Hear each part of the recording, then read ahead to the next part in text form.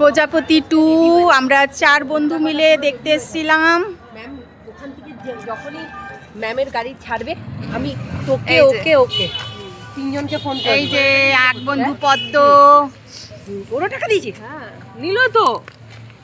আর এক বন্ধু রেখা, নিল কুটকিতে কি খেত।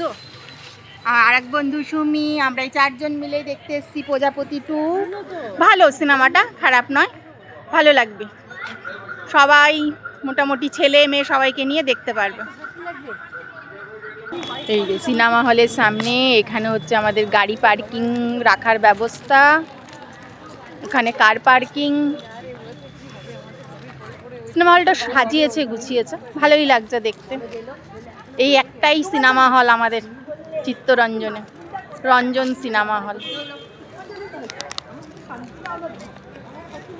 এটা হলো টিকিট কাউন্টার, 2 রকমের আছে, ডিসি 120